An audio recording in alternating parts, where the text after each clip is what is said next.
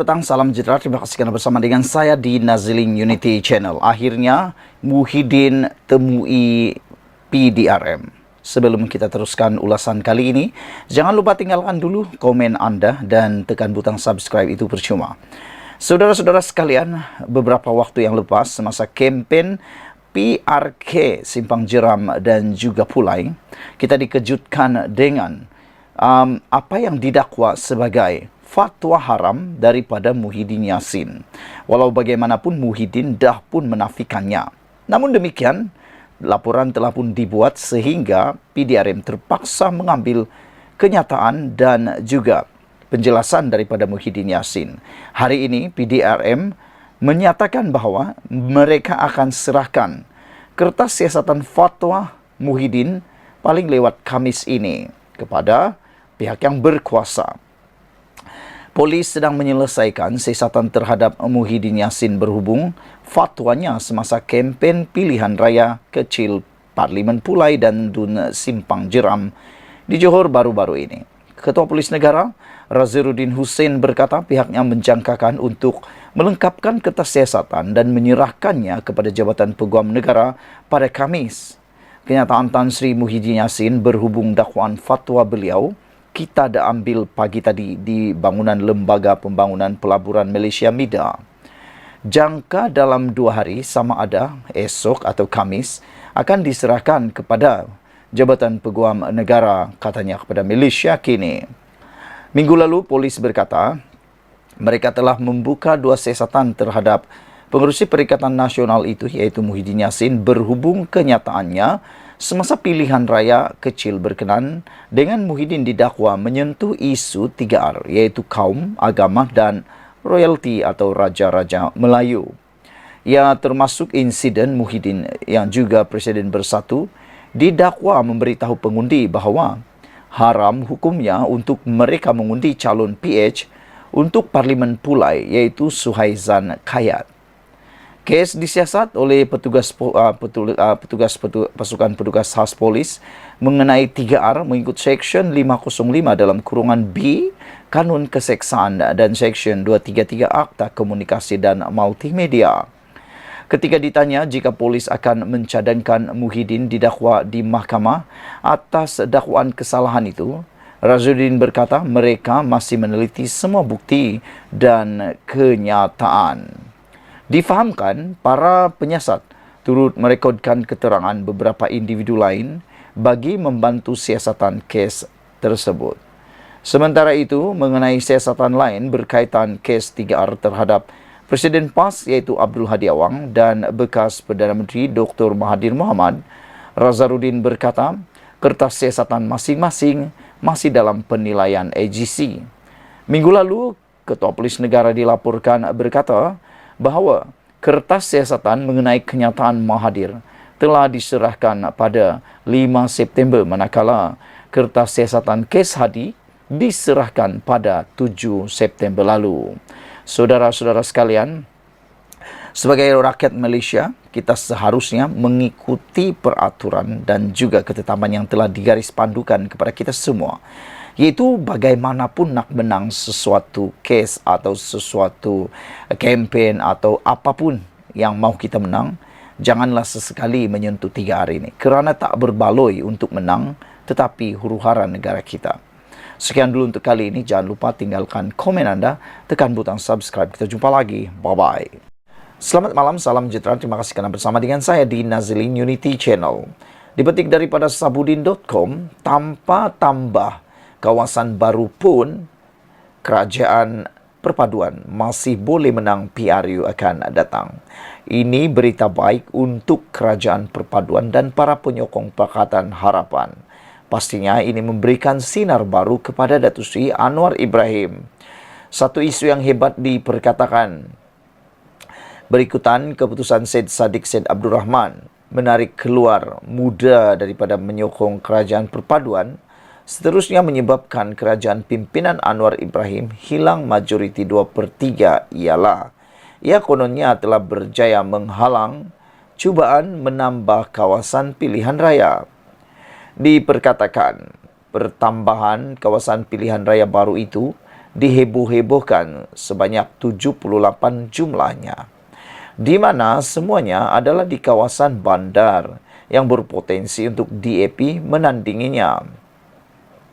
Dalam arti kata lain, jika pertambahan kawasan itu berjaya dilakukan melalui kedudukan majoriti 2/3 yang diwakili kerajaan, bermakna selepas itu DAP lah yang akan menjadi parti paling berkuasa, menjadikan Anwar sekadar hanya boneka. Bahkan ditakut-takutkan mungkin parti itu menuntut jawatan Perdana Menteri di masa akan datang. Maka itu, apabila Syed Saddiq menarik sokongan dan kerajaan hilang majoriti 2/3, lalu cubaan menambah kawasan tidak mungkin lagi menjadi kenyataan, ahli Parlimen Muar itu dianggap telah melakukan pahala yang sangat besar kepada kepentingan Melayu dan Islam di negara ini. Dahsyat sekali cerita rekaan begini. Ini satu cerita rekaan yang paling dahsyat pernah kita dengar. Melihat bagaimana begitu banyak cerita tentang cubaan mahu menambah kawasan pilihan raya ini diperkatakan, termasuk oleh mereka yang berkedudukan dan mempunyai gelaran, ini adalah petanda paling jelas bagaimana masyarakat kita sebenarnya telah rosak, di mana mereka begitu mudah mempercayai kabar angin, maklumat tidak benar dan kata-kata fitnah. Mereka ingat Anwar Ibrahim sudah gila. Agaknya mahu menambah kawasan pilihan raya sesuka hati dan memberi kelebihan kepada DAP semata-mata hanya ingin kekal berkuasa. Apakah mereka tidak melihat bahawa Anwar dalam banyak rentetan perjuangannya memiliki jiwa Melayu dan Islam yang lebih tinggi berbanding sebahagian pemimpin dalam blok pembangkang sendiri? Jadi, di mana logiknya ada cubaan mahu menambah kawasan pilihan raya parlimen sebanyak 78 lagi, menjadikan jumlah keseluruhannya 300 sebagaimana diperkatakan itu. Anwar sebagai seorang fighter tidak mungkin memilih jalan sebegitu mudah untuk mengekalkan kerajaan perpaduan yang dipimpinnya ini bagi menghadapi PRU 16 akan datang. Beliau adalah seorang yang terbuka untuk berlawan di padang yang terbuka, bukan berlawan dengan mengikat kaki, tangan serta menutup muka lawannya. Sebab itu tidak mustahil dan sebab itu saudara-saudara sekalian, tidak masuk akal untuk beliau tergamak menambah kawasan pilihan raya. Bahkan ia tidak pernah dirancang atau diperkatakan, baik dalam kerajaan atau dalam parti-parti yang membentuk kerajaan. Pertambahan kawasan pilihan raya selain memang hanya boleh dilakukan dengan undi majoriti 2/3, ia mestilah juga dilakukan dengan asas yang jelas, yaitu berikutan pertambahan penduduk dan pembukaan penempatan baru dengan tidak mengabaikan kepentingan masa depan negara. Lagipun kalau benar Anwar memang ada merancang untuk menambah kawasan pilihan raya sebelum tiba PRU 16 akan datang seperti yang diperkatakan itu, beliau pasti menjaga dan mengepung 148 ahli parlimen yang menyokong kerajaan sejak awal lagi dengan memberi mereka jawatan, kedudukan dan kontrak-kontrak lumayan. Apakah Anwar ada melakukan perkara begitu sejak 9 bulan lalu?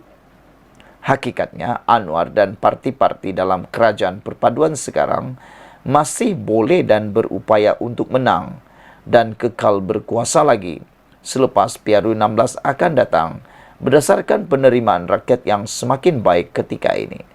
Apa yang harus dilakukan ialah dengan terus menambah baik program untuk rakyat, memastikan hidup rakyat tambah selesa, memperbaiki lagi komunikasi dan penyampaian maklumat ke akar umbi, serta menambah akrabkan lagi perpaduan sesama parti dalam kerajaan. Berdasarkan apa yang berlaku setakat ini dan ada masa sekitar 4 tahun lagi sebelum ketibaan PRU 16, adalah diyakini lebih banyak penambahbaikan mampu dilakukan oleh Anwar Ibrahim. Kalau mau dihitung, begitu banyak sebenarnya benda-benda baik, pembaharuan atau bantuan kepada rakyat telah diperkenalkan oleh Datuk Seri Anwar Ibrahim. Cuma, banyak kebaikan itu terlindung kerana ditenggelami oleh timbunan sampah fitnah dan berita palsu yang bertebaran.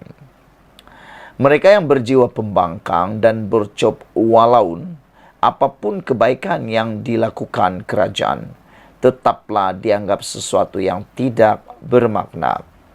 Tetapi jika pemimpin mereka melakukan kejahatan, misalnya fitnah terhadap tabung haji, mengkafir, mengharam atau memonyetkan musuh, termasuk menyebarkan kepalsuan berkenan 78 kawasan pilihan raya yang baru mau diwujudkan kononnya, ia tetap dilihat sebagai perbuatan yang wajib diberi sanjungan.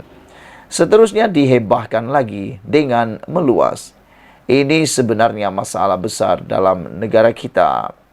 Ditulis oleh Sabudin Hussein, 11 September 2023. Apa pendapat saudara-saudara sekalian tentang isu pada kali ini?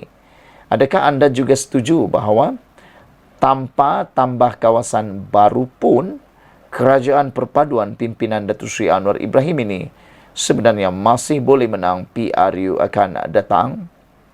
Saya rasa benar apa yang dikatakan oleh Sabudin.com ini, bahawa tanpa menambah kawasan baru untuk PRU akan datang pun, memang kerajaan perpaduan masih boleh menang PRU yang akan datang.